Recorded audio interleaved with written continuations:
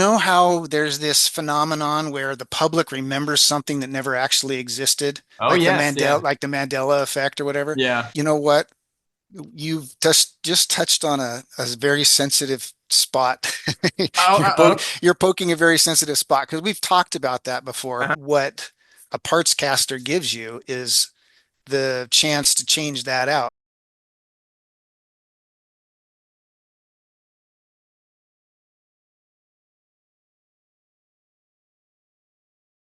Yeah, so I'm glad to see you looking, like with some color in your face. Yeah, I yeah. followed your saga kind of loosely on Facebook, and I could tell you were having some, rough health stuff, but it looks like you're through it. So Yeah, I that was an unpleasant experience to say the least. But yeah. I managed to come out the other side of it, and I think fortunately because all that stuff was preventative. I don't know how deep you got into it, but like I didn't have actual cancer or anything.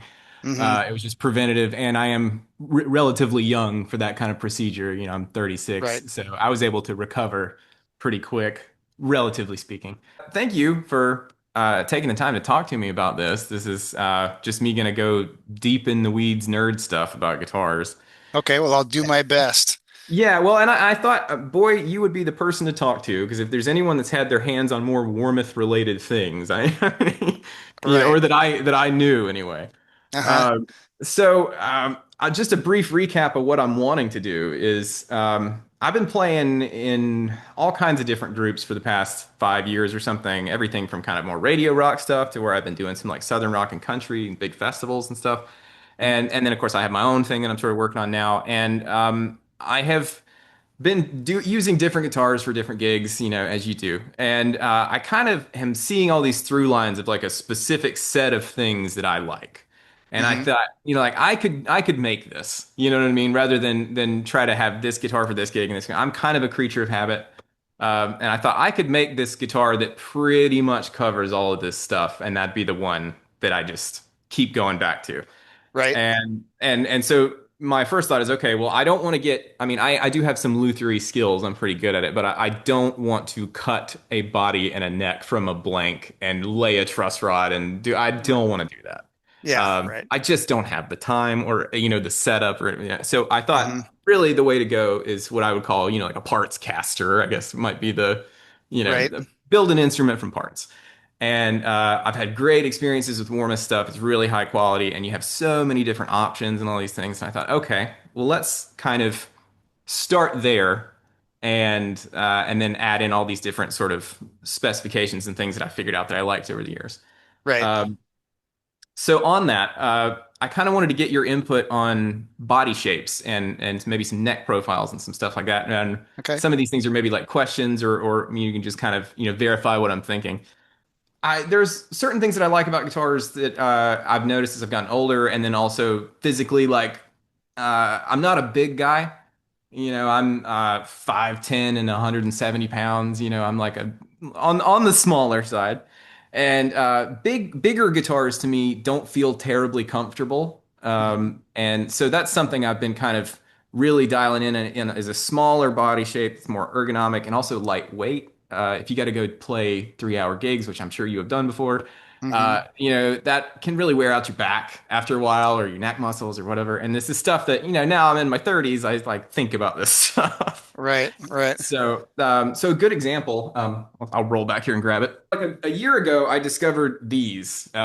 This is the late 80s kind of Ibanez Radius guitar.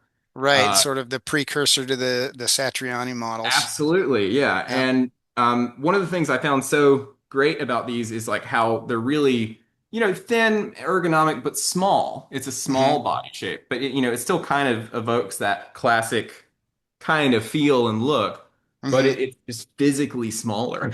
And I found that to be really, really helpful to me as a player because I like Strats. I have played Strats my whole life, and one of those back there is a Strat. But even to me, the Strat feels like a little big. Hmm. It's not the biggest. It's not like playing a 135 or something, but I mean, it's big enough. Right.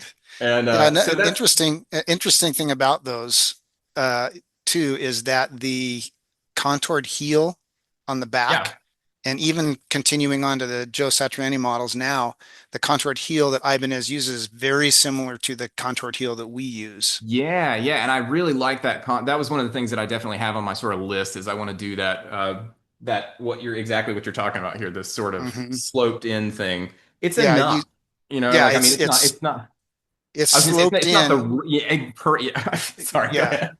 Yeah, it's sloped in, but it still uses the square heel plate Yeah, and as that's opposed to great. the big sculpted round things that you see Right, on where you some. got to have the washers and the bolts and everything. And Right, right, I those are cool. I just don't when the rubber hits the road, I don't know that I can feel a huge difference there. right, And to me, like I like the idea of having the plate and the compatibility. Like if like, what if I drop my guitar and something terrible happens and I break the neck? Like just put a new neck on it, right, right. Which is something Yeah. else that's, I think I've gotten kind of where I like the idea of bolt-on neck guitars, both for tone reasons, like I like the way a bolt-on neck sounds, but also there is that level of like just repairability. Hmm. If you only get so many breaks out of a headstock or something. I've never broken one myself, but sure as I say that, I like the idea of being able to go like, well, this next shot, I can just, it's always a possibility. Right. Well, there's a couple things. Well, first of all, the reason Warmoth has stuck with that heel is because we make parts as opposed to complete guitars. So Right. compatibility is like the the prime directive for us. We have to be compatible with as many things as we can. So that's why we've stuck with that heel. As far as like you said, interchangeability, like a lot of times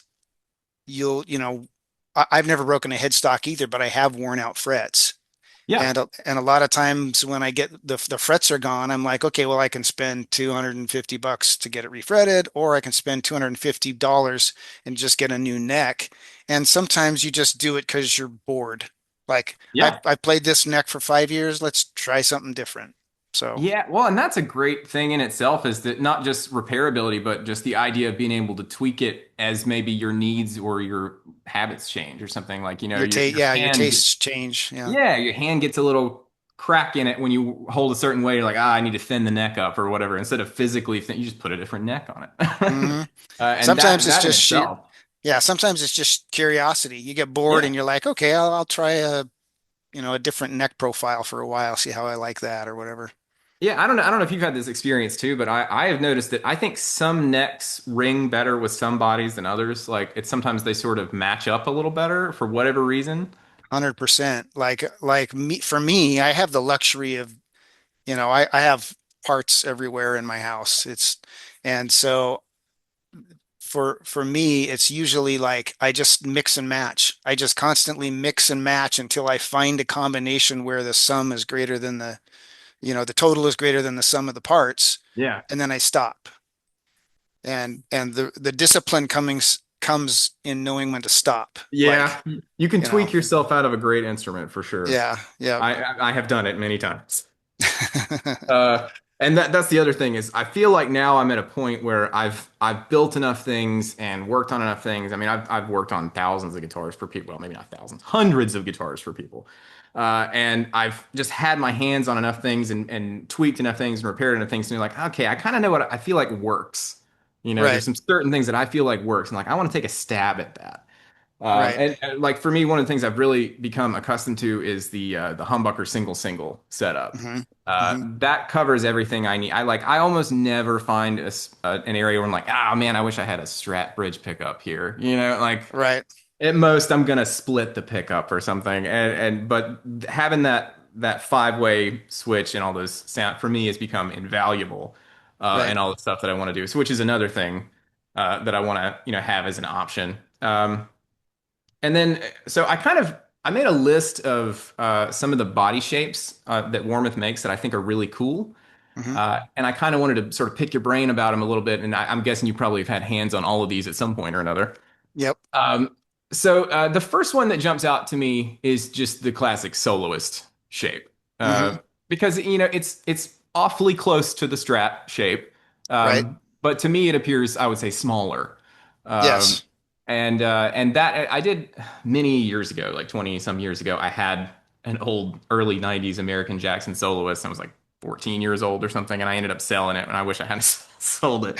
But I remember thinking that that guitar was really comfortable in Hmm. terms of, the body shape and stuff like that. So that's one that's kind of on the docket. It's like a possibility. And I like that Warmoth makes the Soloist with the option for the pick guard because I think that's Yeah, we just started doing that in 2025. okay, cool. So I'm Yeah, right on right on the yeah. cusp there. Yeah, and it's good because it was always, I mean, it is very Strat-like. The main differences are that it has a smaller perimeter and the cutaways are deeper, so you have a little bit better upper fret access. Another difference that I always notice is that the edge radius is smaller. The Okay. edge radius on a Strat is bigger, so it feels more rounded off. The edge Yeah. radius on a Soloist is more square, so the edges feel a little bit more square. Yeah. um, which is no surprise if you've played a Jackson before, you kind of know the Right. deal. Yeah, Yeah, and but I find that to be actually a really relatively comfortable guitar because I mean you have the arm contour, right. if Hmm. it was a flat top, but I think when you have the arm contour, then the radius edge thing, I mean to me it's like it's just a look thing, Right. Yeah, right. in a cool look, I might add. It's Hmm. like it gives it a little bit of an edge, and that's the other thing I should say too is like I am somewhat concerned with the aesthetics, not maybe to the extent that some people are, but I specifically what I want to do is kind of try and marry that vintage and modern idea. That's kind of my whole thing, and I have had one foot in the vintage camp and one foot in the modern camp since I started playing guitar. Right. Because I started playing in cover bands, but then like my first original band was really kind of like pretty heavy progressive rock stuff, and I've done both things. And I like the idea of something that's kind of looks like a vintage, what a vintage guitar might have been, if taken Right. that direction, rather than if we'd gone into the full modern thing that we have now. And I Which think I that's, think, sorry, go ahead. no, yeah, I was going to say that that's kind of like the Soloist is to me an example of like that, especially when you add the pick guard and go that route. Right. Exactly. And that's why a lot of people wanted that because with having it only a rear routed body, it was a little further removed from the Strat, but now you have the pick guard, which pulls it a little bit more towards the vintage thing. Yeah. And then again, too, with the pick guard, that adds that level of modability Hmm. because you can completely change your electronics rig by just doing a different pick guard. Yep. And because And I think you guys do like the universal route, I think on the so yes, on the Soloist, that's the only route we do is universal, which for a long time people were like, universal route, swimming pool route's gonna, rob my tone and stuff. But I've done shootouts and I don't really hear a difference. And a lot of high-end manufacturers use the swimming pool route. Like I know Don Grosh uses a yeah. swimming pool route. So I don't think there's any tone loss for using one. I think it just gives you, the option to switch out anything you want in the future.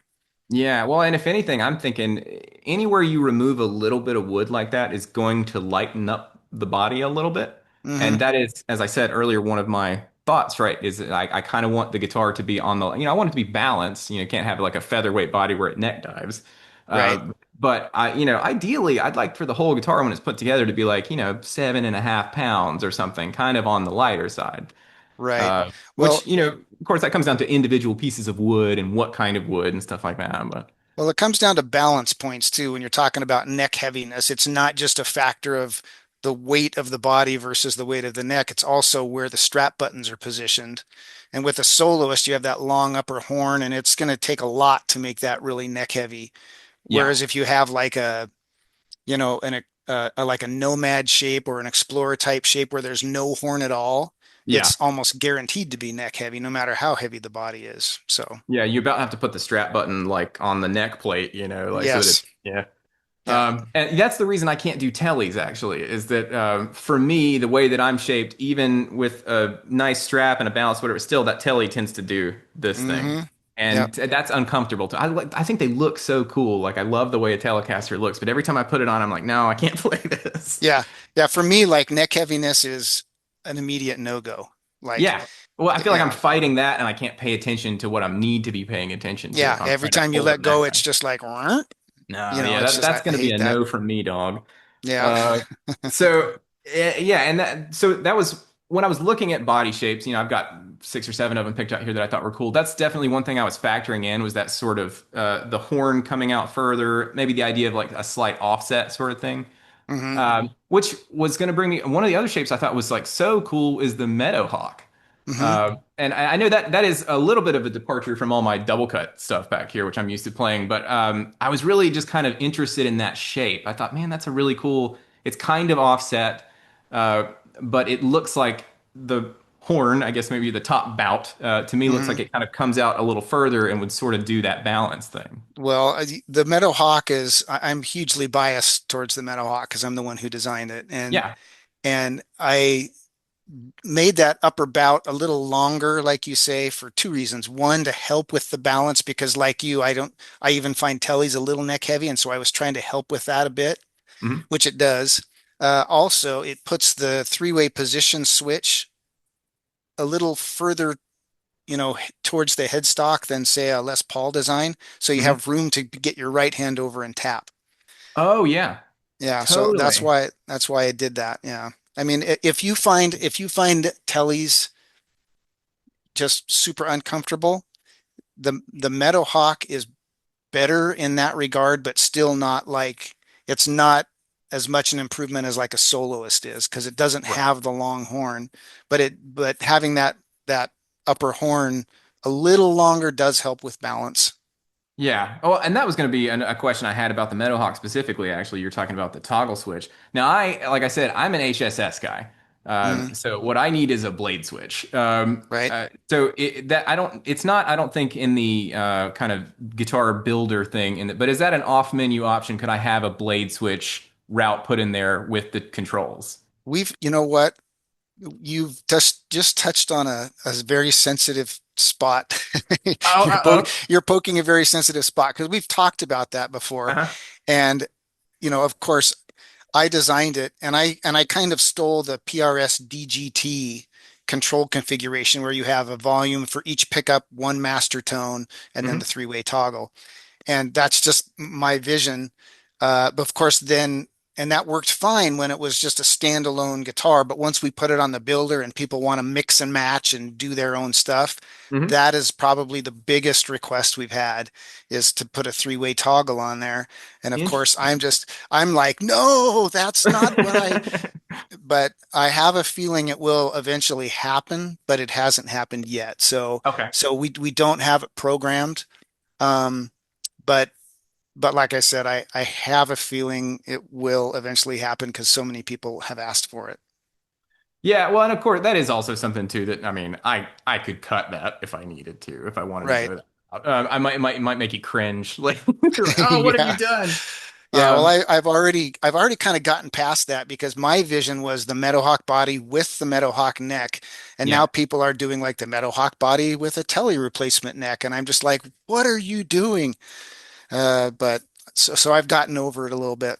I actually really I was looking at the Meadow Hawk neck and that headstock. I'm like, man, that is such a cool design. The string pull is like nearly straight, That was a and very important to me yeah, when I designed that one. And people have paired the Meadowhawk neck with just about everything now. They've paired it with the Soloist body. They've put it on like Mooncasters and stuff. So the Meadowhawk neck is actually getting used on all kinds of other bodies now. yeah, what a great design, and so good work, by the way. Thanks. And especially if you use, like a non-locking tremolo, to have that really straight string pull. I mean, that makes a huge difference in the tuning Yeah. stability. Yep. And so, yeah, that's definitely like if I wanted to go the Meadowhawk route, for sure, I would want to pair it with that headstock shape. I just think it looks appropriate, and the Yeah. inlays too. Like I think the inlays, I mean, that whole thing is a really cool vibe. Thanks. That would be my main thing with that one is that like can I get it balanced right, and can I have the 5-way switch things, which you could do with the template if there's space in the cavity, Right. um, but that to me that looked like a relatively large cavity, in terms Yeah. of Yeah. electronics. There's So usually enough room in there to do whatever you want to do if you're gonna go off-roading and drill your own right. controls and stuff. There's enough room in there. It's funny you mentioned the DGT too. One of my other favorite guitars is actually a DGT. Like this is my I probably used this for 5 years as kind of my main guitar, and so I'm really comfortable with this Right. like sort of orientation thing. Although I think in the HSS setup, I would probably do the either the volume tone or I've discovered that I've got a G&L back there that's got the passive treble and bass controls, Hmm. and I thought, man, this is really useful. So that's again the idea of having the three knobs is it gives you a lot of options you could do Right. different things with. So um, Yeah. Hang on to that. Hang on to that GNL now. oh my gosh, I know. Yeah, like I did a whole video about it. I had almost no experience with G&L, really. And I just have a friend who brings me cool guitars a lot. And he brought me this one and I got really attached to it. And then like right after that, I saw the thing about G&L. I thought, man, this is going to be impossible to find now. Yeah. Yep. 'Cause I think you probably were there for the Bad Monkey controversy. Oh yeah. Yes.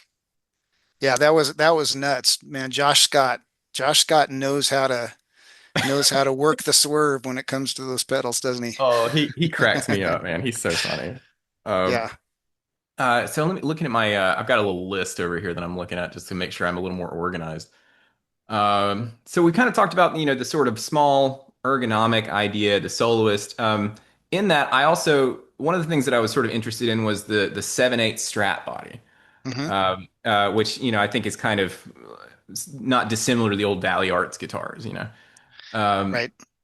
so my sort of questions with that one were, I think it only works with the 7/8 Warhead neck, correct? Correct. Yep. Or I think maybe somebody said it might work with the Mustang neck or something too, but.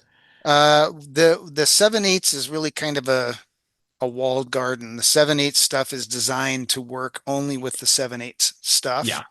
And it's like you said, it is all a direct descendant of Valley Arts. Yeah. I actually did a video a couple years ago where I show it compared to the Valley Arts necks that we used to make, and it's exactly the same, all exactly the same stuff, except for with a different shaped headstock. Yeah, I So, think that headstock shape is really cool. And n- just I guess out of curiosity, so that specific neck and headstock shape, it is like what it is. Like you can't have a different headstock shape on that neck, for instance. that is a good question because we sell like we don't do a different headstock shape on it, but you could potentially get it as like a paddle head. Oh Because yeah, we do like paddle head standard scale necks. yeah. I imagine we could probably do an off menu paddle head 7/8 neck if you wanted to cut your own shape.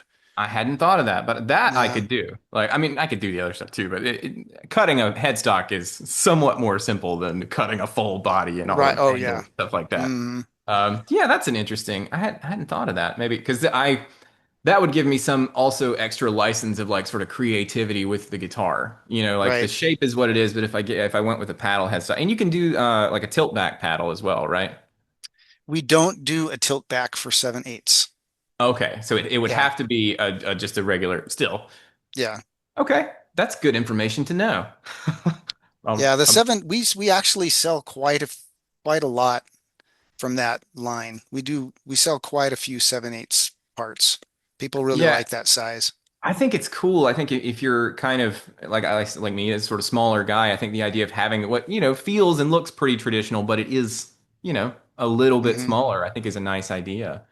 Yeah, and Um, we definitely sell more of we call it the S style. We don't call it a mhm, Stratocaster because it's not a Stratocaster replacement part, you right. know. So we call it the S style, which is kind of a wink and a nod, but um, we avoid the brand name. And it's truer. It's a truer 7/8 version of it, whereas the Mhm, T style is kind of squished. It's not exactly like shrunken down 7/8. It's kind of the shape is a little different. right. Yeah.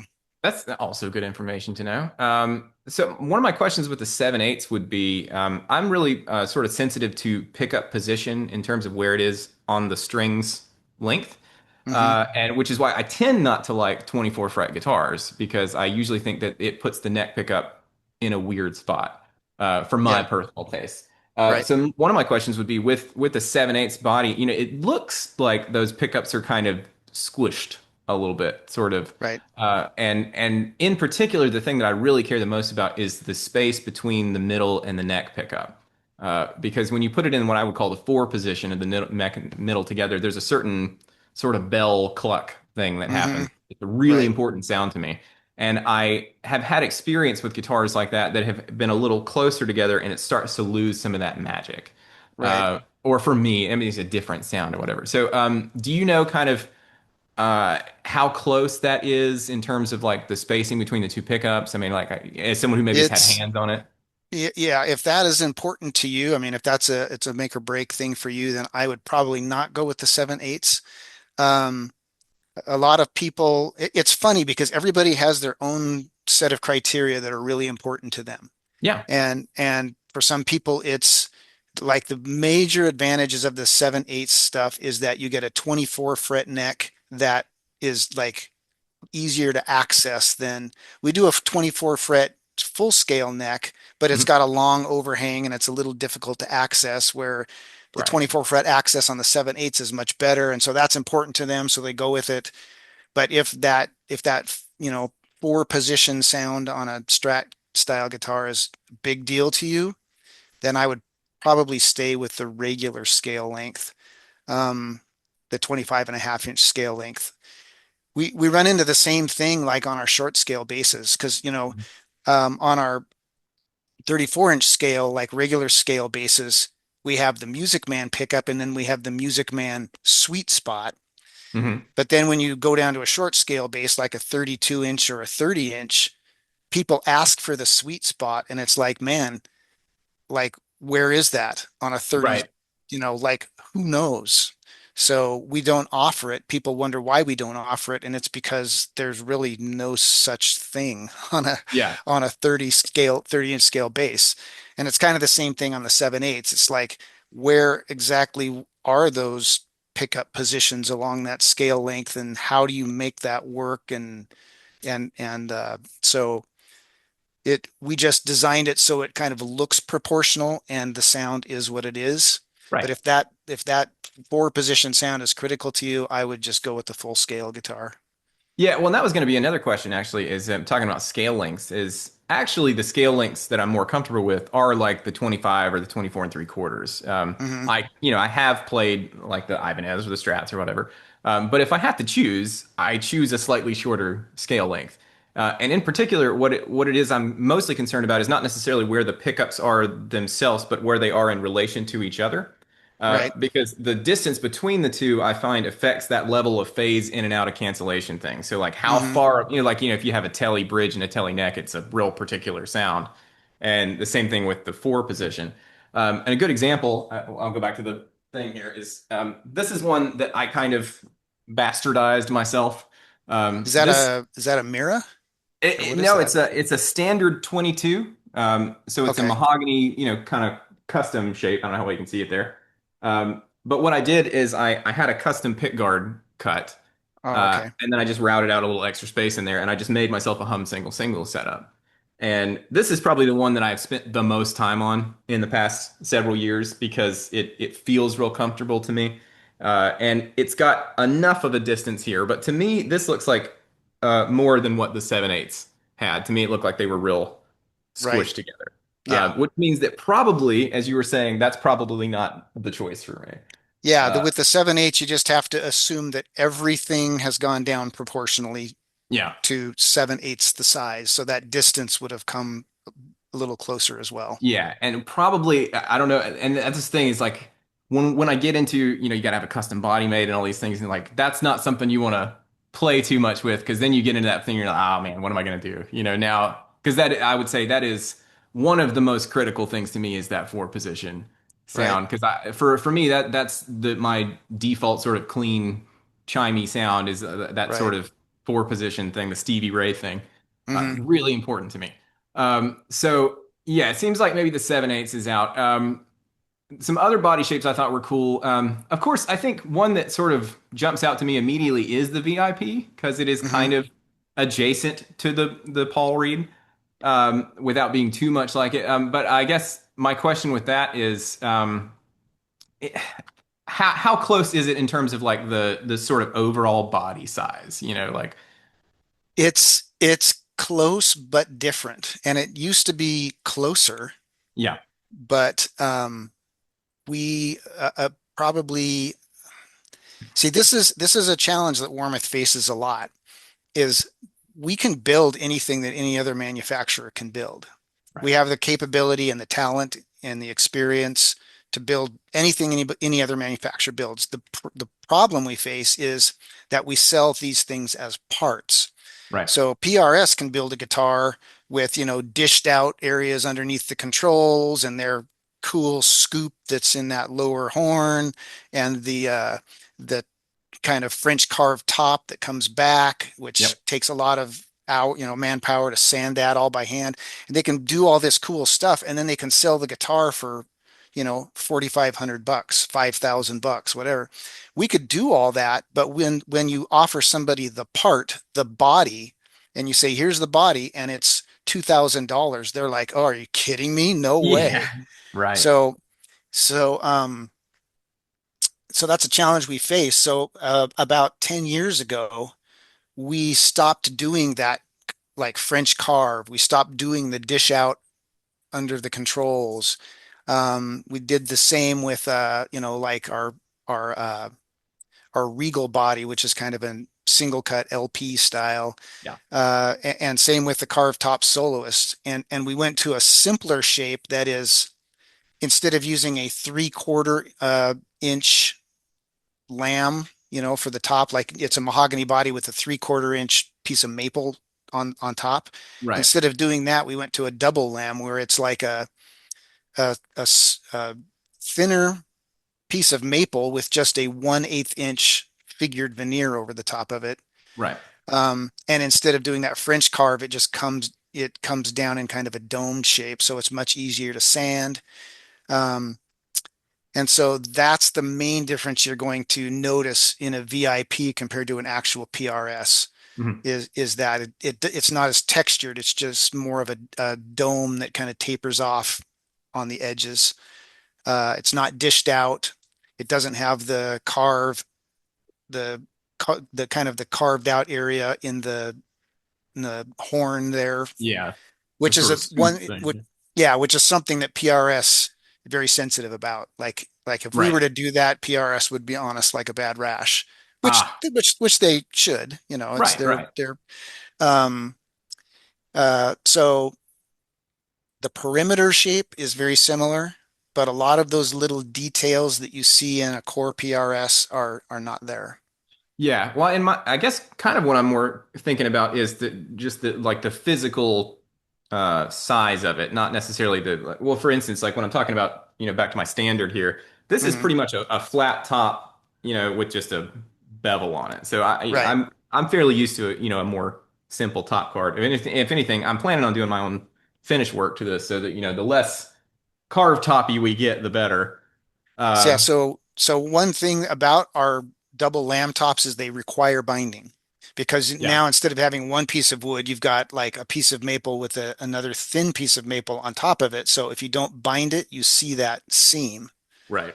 So they do require binding. So if you finish it yourself, then you've got to scrape the binding Got to and scrape the binding too. yeah, And I guess now that I think about it, this hadn't occurred to me, but I like the idea of a guitar that's sort of understated looking because I tend not to think of myself as an ostentatious type player.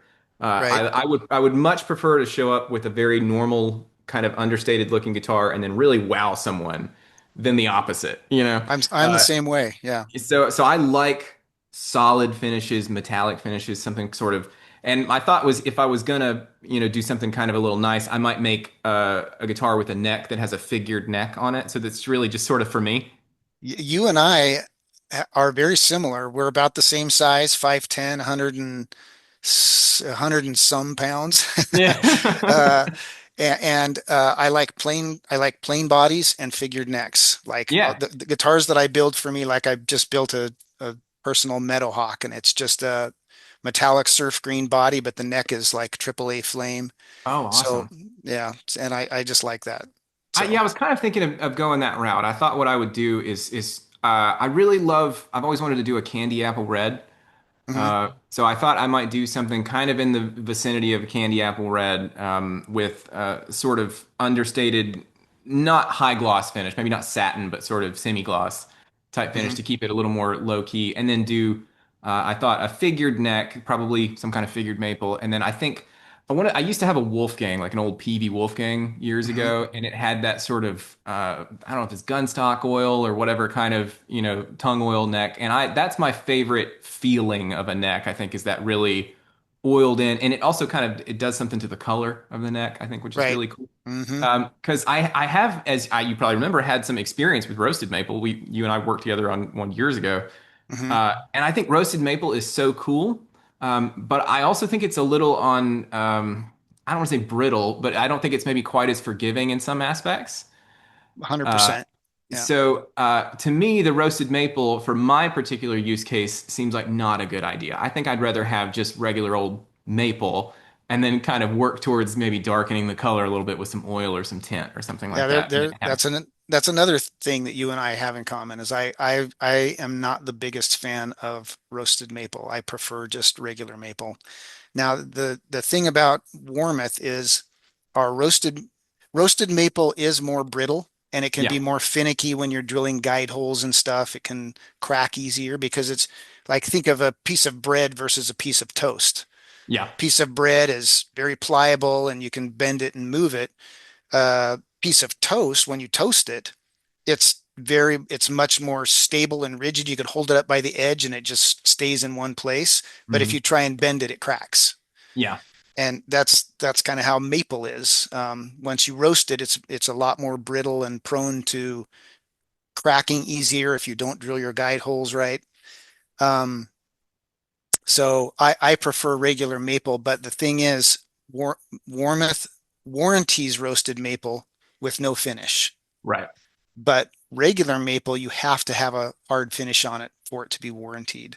right, Um, that said, a lot of our customers oil their necks like you're talking about and yeah. never have a problem ever. But it's important to know that if you do that, you're on your own. I Warmoth got you. only warranties it with a hard finish, and you can be the one that applies the finish, but it has to Right. have one for warranty. So Yeah, yeah. Well, for sure, I was planning on doing some kind of finish. I mean, if not the tongue oil, gun oil, whatever, then some kind of, vintage tint, something. I like that sort of. I don't want it to be bleach white maple. right, That will start to look a little better over time, but I think it doesn't. It just doesn't have the aesthetic that I'm after. right. Uh, I like the vintage tint too, and in fact, our vintage tint satin is like my favorite finish in the whole world because it starts out satin and then you play it for a year and it just the back of the neck kind of buffs up to this semi-gloss that's just grippy enough. I don't like a completely smooth neck. I like it to have just a little bit of grippiness to it. mhm. And so once our vintage tint satin buffs up a little bit, it's like perfect for me. Oh, that's something I guess I could consider too. Is that I mean, I'm not married to the idea of finishing the neck myself. I do want to finish the body myself. Hmm. Not like warmest finishes are great. It's just that I would really like to have that level of agency over it as part of my guitar. Hmm. Right. Uh, so speaking of, this is a good segue. I saw that one of the options is DIY paint ready. Yes. Could you kind of elaborate what that means? Yeah. So basically on those, we take the body all the way up to where it would be ready to spray color. So that that point that we take the body up to is the hardest point of getting a pro looking finish Yeah, because absolutely. yeah, because we do all the grain filling and all the sanding for you. And so you get a body that's basically just ready to spray some color on. Um, and the biggest difference between an amateur looking finish job and a pro looking finish job is the grain filling and the sanding. And 100%.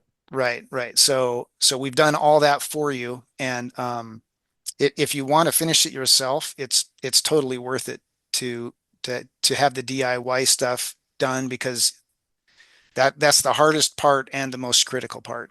Yeah, yeah. I've finished quite a few guitars, and I like cannot identify more specifically with what you're talking about than that. I Yeah, mean, that yeah, is absolutely, you spend all that front end work trying to make it look good, so that it really, when you do the color stuff, that's the easy part. Right. It's all the same and the grain filling. So that was going to be my question is with the DIY paint. So it is grain filled and like you put some kind of sealer and stuff on it, right? So that Oh it yeah. is buttery smooth. Yes, when you get it, it is basically ready to spray color on. And it's especially, I mean, there are some tight grained woods where it's easy to DIY yourself, but Right. especially with like really porous woods like swamp ash, to have us take care of that it's easily worth the money that the Yeah. DIY thing Well, and you guys costs. have got the setup to do that too. You know, it's not that you can't do it yourself, but it's time consuming. And that is something I don't have a ton of right now. Right. I have two kids and I have another one on the way and I have other things. And like, so the less time I can spend grain filling is better. So to me, that seemed like a no-brainer. I just wanted to make sure that that was indeed what I thought it was. That's Yes. excellent. Yep. What a, yeah, and for the price too. Like, I mean, because it's not a huge increase to have that done. I thought that's worth it. Yeah. Oh yeah, it's absolutely worth it. If I were doing one for myself, I would get it because when you envision painting a body yourself, you have this romantic image of spraying beautiful color. You Yeah. don't all the icky work doesn't occur to you until you actually have this body and you're like, oh, I got to spend, 30 hours sanding this thing and making sawdust. Yes. Yeah.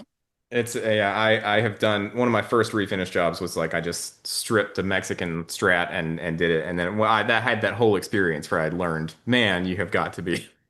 I still have that guitar and I still play it and appreciate it for what it is, but it is not a good job. And so later on, I started to figure out like sometimes it's better with one of those things to not completely remove the finish to just get it back nice and mechanically adherent and then just spray over top of that. Right. Uh, Yeah. If you can just get rid of the color in the top coat and take it back to the grain filled level, yeah. that's the thing to do. Absolutely. Okay, so that is something I was definitely was curious about, and that helps. Let's see. We've actually covered most of this. There was one or two. Okay, so here's a question. Scale lengths. So you guys offer, I know, typically on a regular neck, I think you can get of course, the baritone. I'm not interested in that, but the 25 and a half or the 24 and three quarters scale lengths. Mhm. Um, did I see right on the seven strings that you do a 25-inch scale on those? On the seven strings, no. On the seven strings, it is a 28 and 5/8. Oh, you're testing my product knowledge now. I got it. I got it. I got to go look. Yeah. Uh, Somewhere I was thinking at some point I saw a 25-inch scale checkbox or something. I mean, this has yeah, been 25 inch scale. 25-inch scale is like the scale length. That's a PRS scale length. yeah, that's Uh, where I'm going with that. Yeah. yeah, yeah. We don't offer that. Um, Okay, so then really, I think to me the choice for is going to be a 24 and three quarter inch. My first great guitar that I loved was an SG. I spent a lot of time playing Gibson guitars as a young man, so I am more comfortable with the shorter than I am the longer scale length. So mhm. between the two, that's probably what I choose. Um, so that was just a question. I was curious. I thought, well, if they offer a 25-inch, I do like that scale. But I think the 24, it seems like a no-brainer to me because as long as to me, in my experience, as long as the spacing between the pickups is the same relative to each other, that's Hmm. more of an issue for me than where it is along the path of the string, unless you are really moving it a lot for like a 24 fret reposition or something. Right. Yeah, the thing that I notice when I put a Gibson scale conversion neck, which is 24 and three quarters, when I put that on a Fender style body, is for me like the movement to do a string slide down to the A chord and hit an A, like the Mhm. beginning of Eruption. Boom. Yeah. That's like a hardwired muscle memory thing that I do. And if I put that shorter scale length on, all of a sudden I got to look for that. Right. To make sure you And don't it, and it, overshoot it. right, right. And and so it for me it takes some getting used to, for sure. I'd be curious, to just random question then, because I think haven't you done some like kind of scorpions type stuff before? Yeah, I'm Yeah.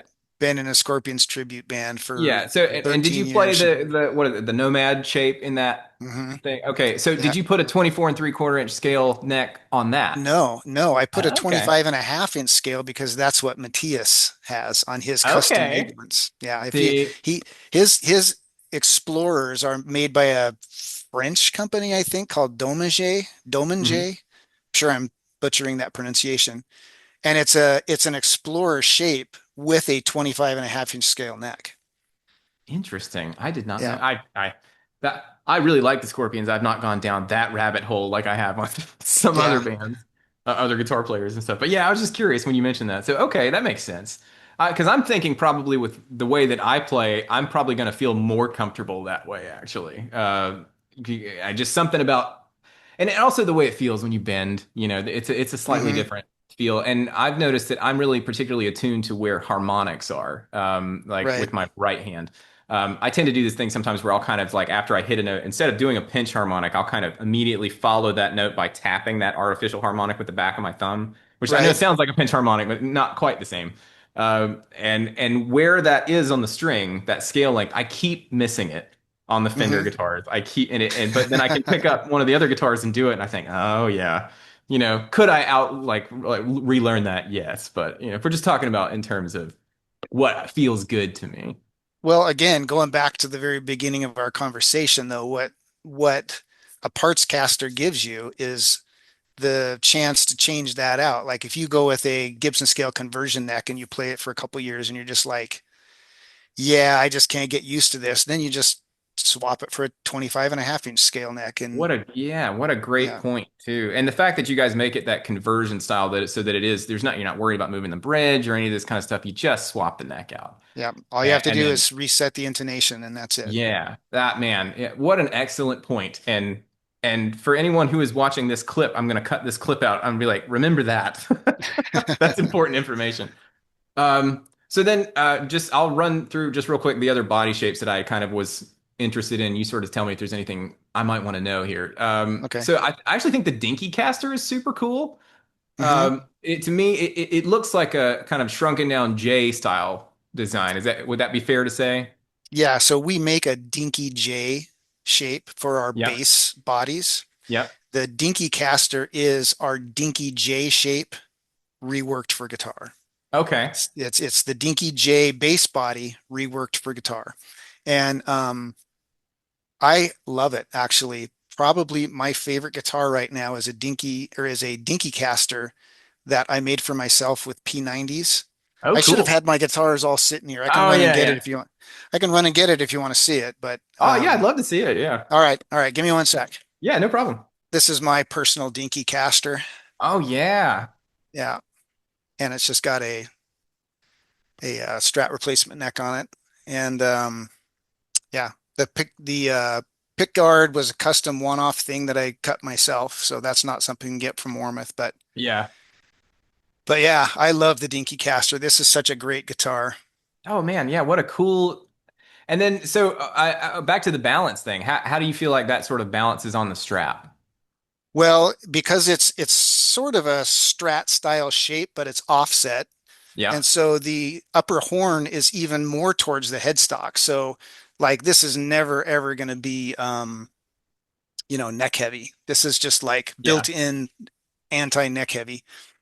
One thing though that is a result of having the strap or I'm sorry, the upper horn so far this way Hmm. is that where it sits on your body is shifted that way a little bit because Okay. the strap is coming straight down from your shoulder. Yeah. So if you've got a Telly style guitar where there's no horn, the guitar is going to sit more that way on your body because it's going to be Yeah. straight down from your shoulder.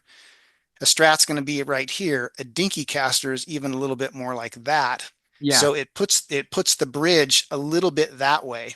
So I've had to learn to adjust to move my hand back to be where it needs to sit over the Yeah. bridge, as opposed to like a Strat style guitar. That's really good information. Yeah. And that's something that, see, like I have a Firebird, which is an amazing, cool guitar, but it's the opposite. It's this way. Um, Right. Right. And so I like the idea of kind of bringing, well, that's one of the things that I like about the radius is that, just the way that the body is smaller and stuff, it sort of feels a little more pulled in this way. Right. And because I don't find that I have particularly long arms or anything. So the idea of having, to me, that puts that kind of in a like, okay, that seems, and then you guys, you cut a pick guard for, not that one, but you do cut like a standard S style pick guard for that guitar as well, Yes. right? Yes. Yes. And the placement of the single coils for the middle and the neck would be exactly like a Strat. So Excellent. that Okay, would be that's great preserved. info. Right on. And then here's that Meadow Hawk I just bought or just Oh built for man, myself. that is such a cool shape.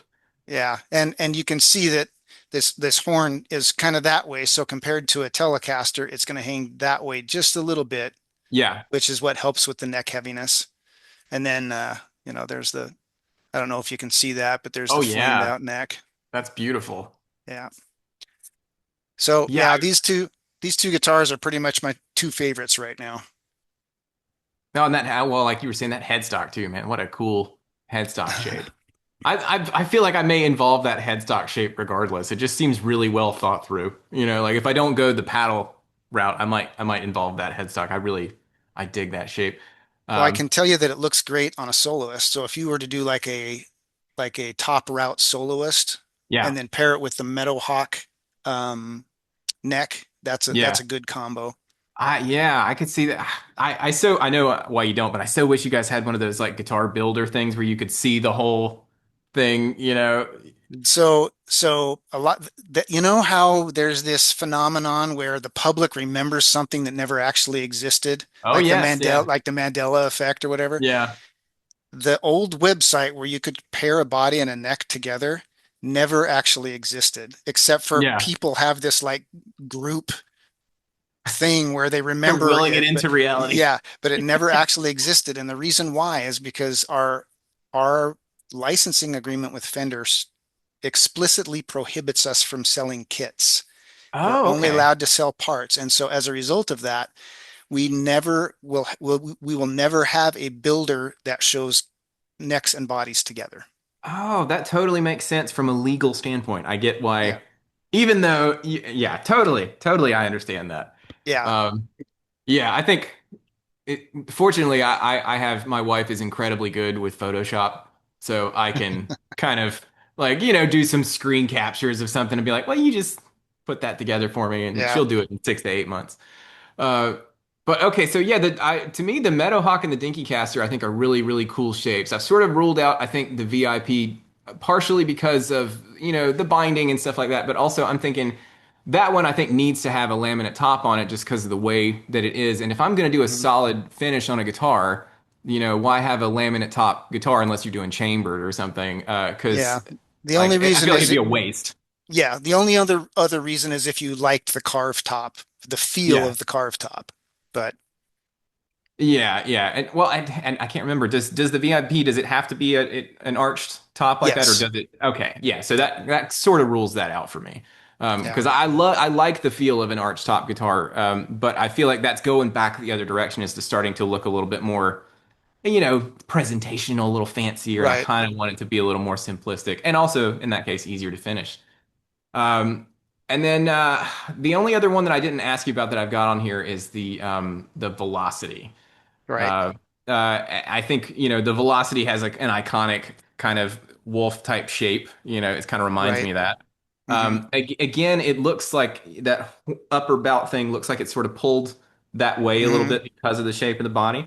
What's your experience with those in terms of like the balance and the weight and sort of the way they feel? It's the smallest body that we make for sure. Okay, that's Uh, really great so info.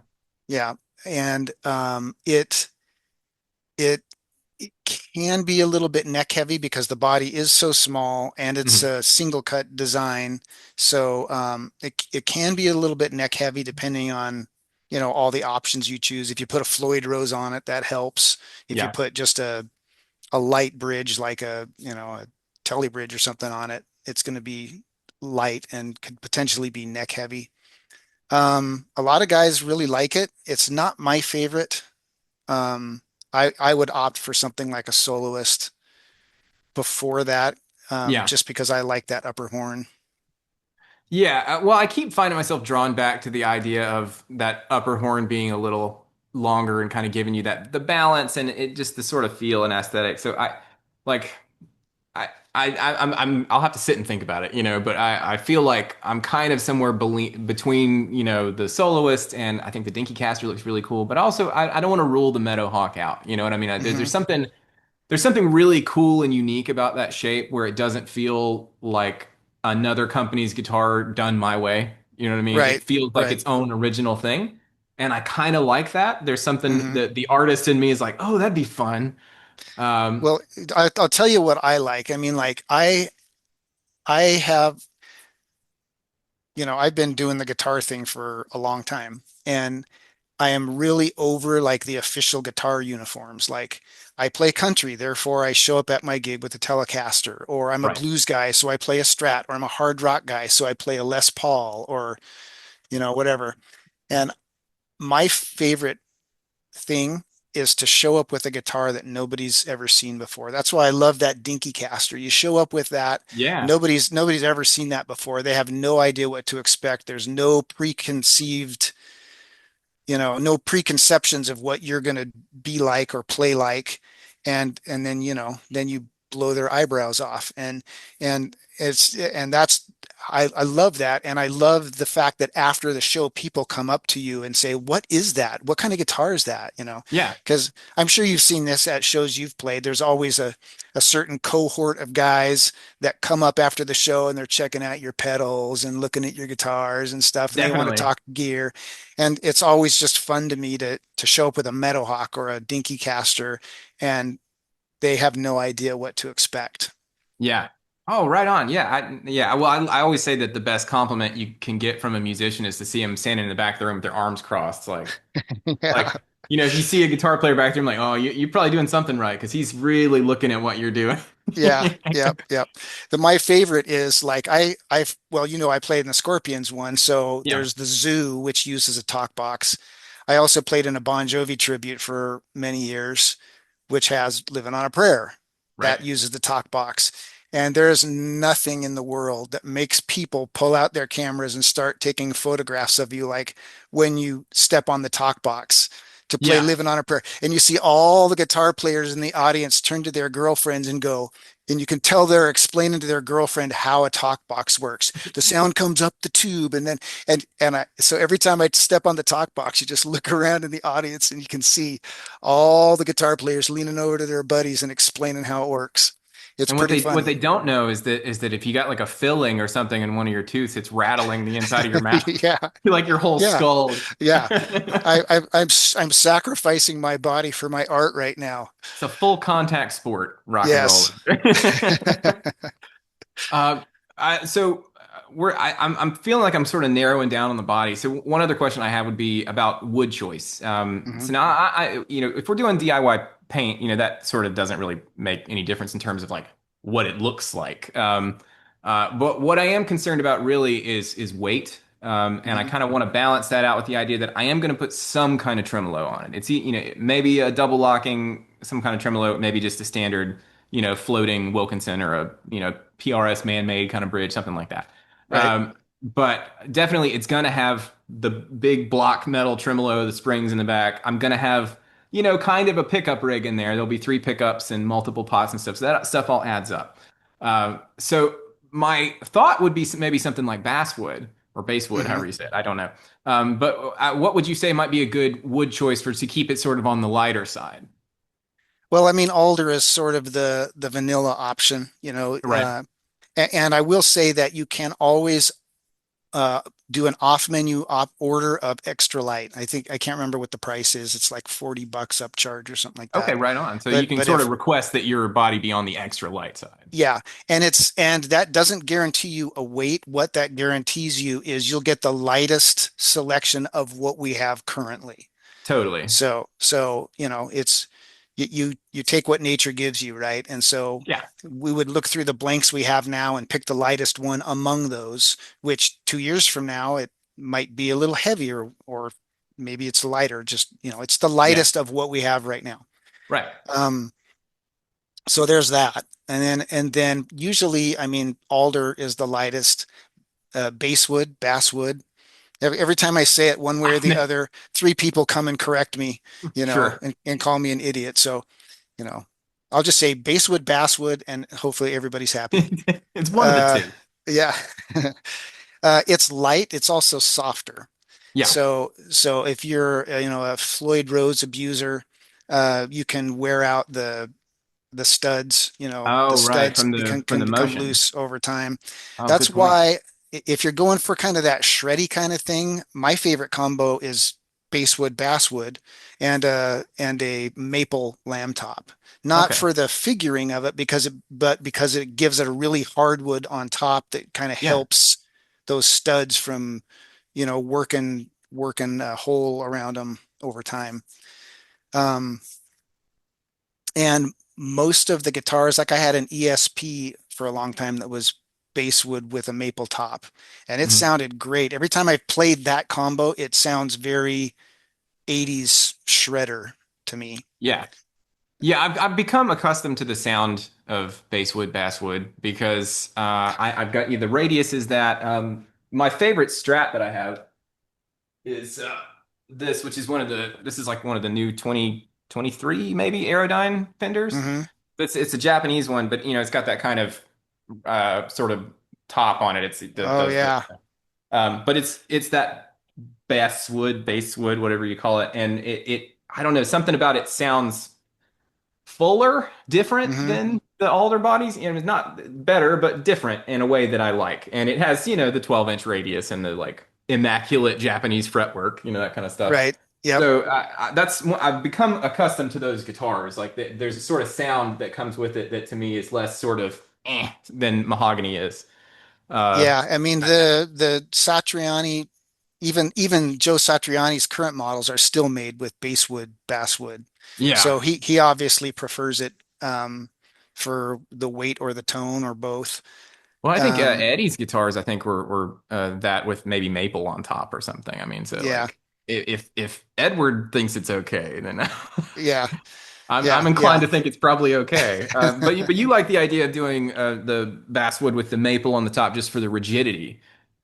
Right. Yeah. And again, it's not like you're going to do a guitar made of basswood and in 3 days your tremolo bar is going to go flying. Well, sure, yeah, We're talking a 20 years with heavy use kind of thing. It would be interesting to talk to Joe Satriani and find out whether he's had problems with his guitars, because yeah. for him it's not as big a concern. He just goes to Ibanez and they give him another one, or he's probably Yeah. got 40 of them at Well, home or yeah, if you're whatever. rotating through them like that, Right. Yeah. rather than just playing the. So if we did the the laminate top option like that, does that of course and then involve the binding as well? No, no, because if you're doing a flat top guitar, it's Hmm. just an 1/8 inch lamb. Yeah. And so you don't need binding for that. It's only on the carved top guitars that have the double lamb, where it would be Okay. a piece of maple and then another piece of maple on top, Gotcha. that you need the binding to hide that seam. Oh, okay. Yeah, well and then I think too, in the guitars where it applies, that also if you do the lamb top like that, that gives you the sort of option of the chambering, which, could, Yes, if we do chambering, it's a little different. Like if you're just doing a solid body with a lamb top, it's a one mhm. eighth inch lamb. If you're Okay. doing chambered, then it's a thicker lamb, Okay. like a thin line Pelly replacement body has a Yeah. 1/4 inch lamb on top. Gotcha. Yeah. And would that then require the binding or is it still No, because it's just one piece. It's just one piece of maple or whatever. gotcha? Well, I don't Whereas know. on Yeah, the idea of a 1/4 inch maple lamb on the top and not having to do the binding, I like the idea of the kind of there is something to be said for maple. Like when you Right. add it into the equation, it does do something. So the idea of Yeah. having the basswood with the maple on top and then not having to worry about the binding, and you can, since it's a lamb, you can sort of do that drop top thing with the arm cut, the way you would Hmm. on a soloist and not have to worry about that. Yeah, see, right, see, you're bringing up like all these little arcane rules of guitar building. Like if you're doing a 1/4 inch lamb top on like a thin line style guitar, then you can't bend it over the forearm contour. Okay. If you want it to bend over the forearm contour, then it's got to be the thinner 1/8 inch style that goes on a Okay. solid body. Yeah. So It's very complex, all this stuff. so then to that end, if I did a soloist, which I would want to have the arm bevel contour, whatever you Right. call it, then it couldn't, I guess, do the chambering without it being a flat top. Is that kind of what you're getting at? No, you could do the chambering. I don't think we, Or I mean, I don't even know if that offers the chambering. That's yeah, I don't think we offer chambering on a soloist body. Well, it's such a small body anyway. Yeah. That's Yeah. just me nitpicking little details like that. Yeah. And I think Uh, the quarter inch is on a thin line style body where there's more hogged out underneath.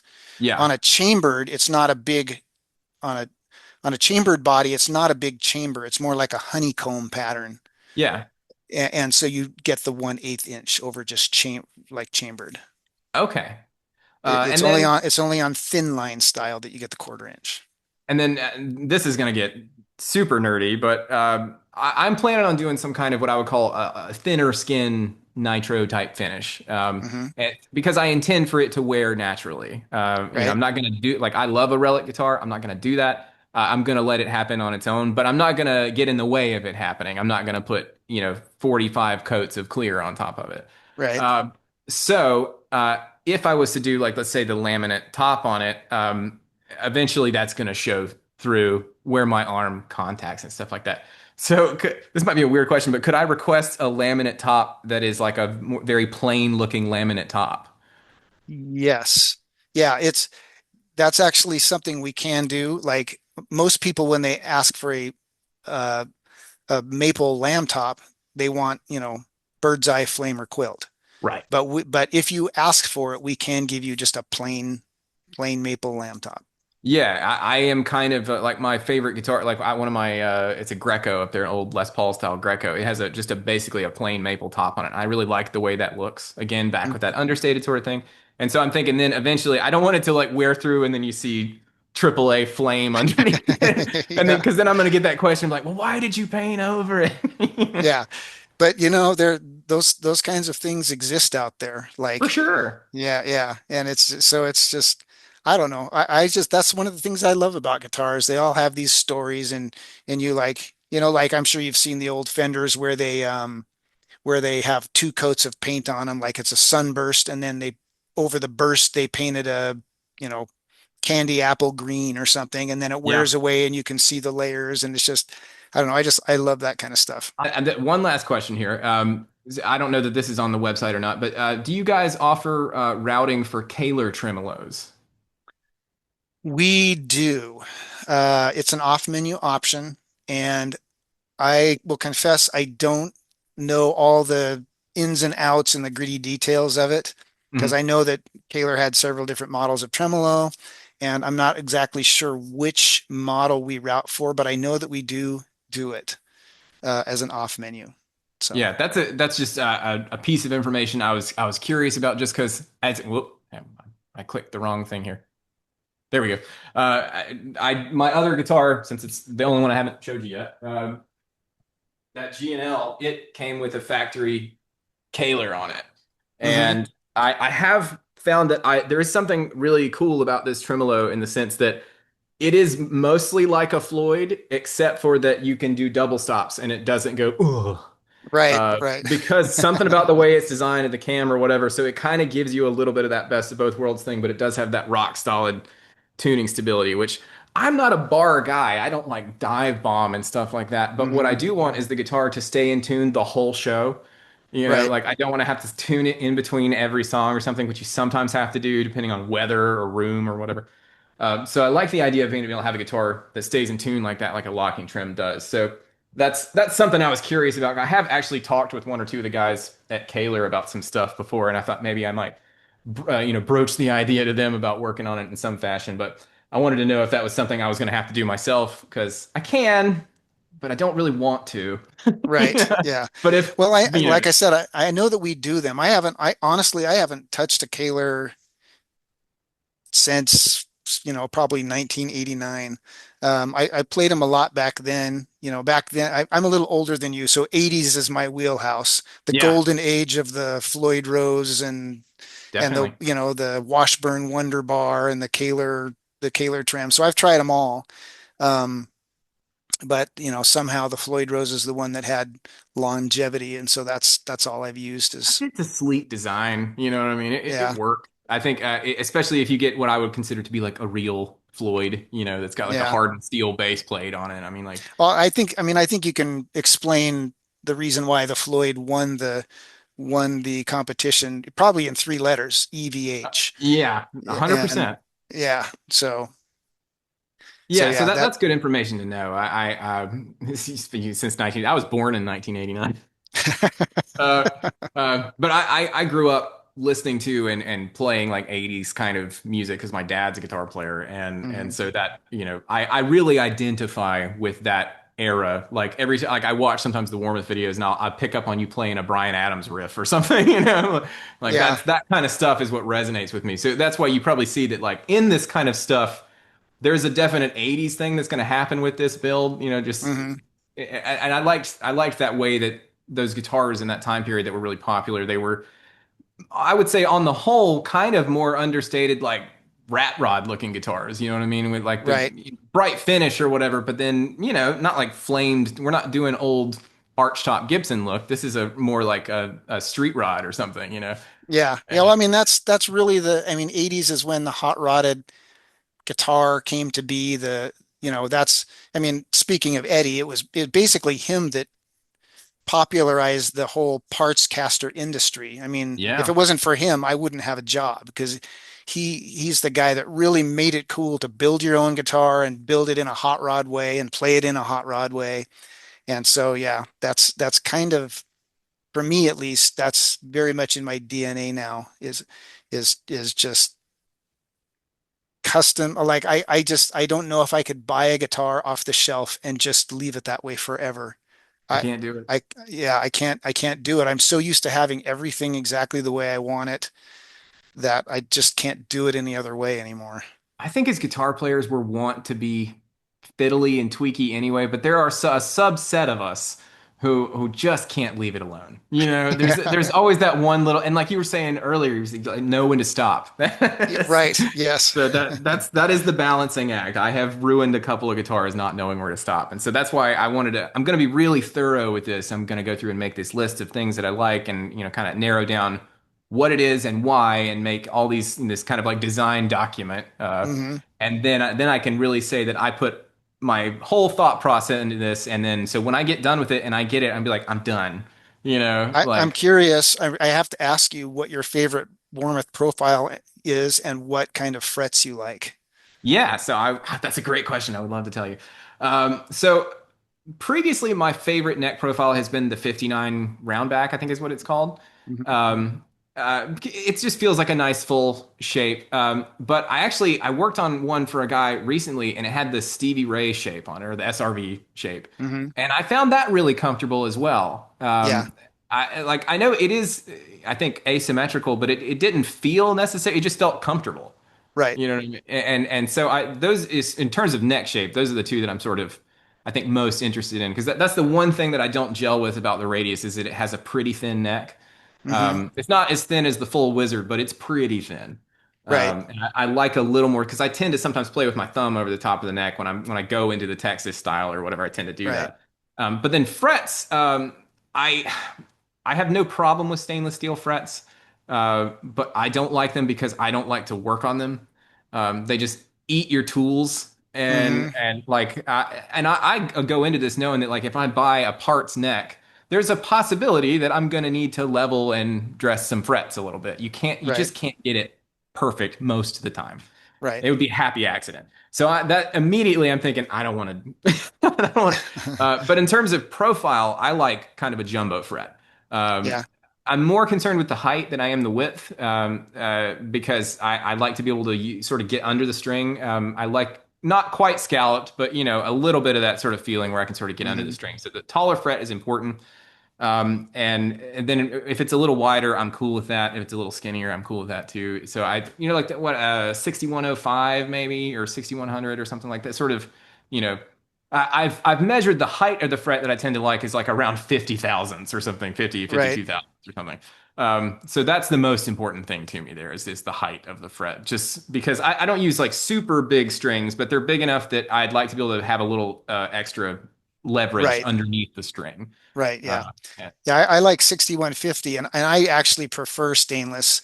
Working on them is a pain, like you it say, is, yeah. but I just like knowing that I never have to worry about changing them, you know. Yeah. I look at the guitars I have with nickel frets, and every year you can just see those divots getting a little bigger, and I'm just like, how much longer? It's this like little itch in the back of my brain, like how much longer before I have to deal with that?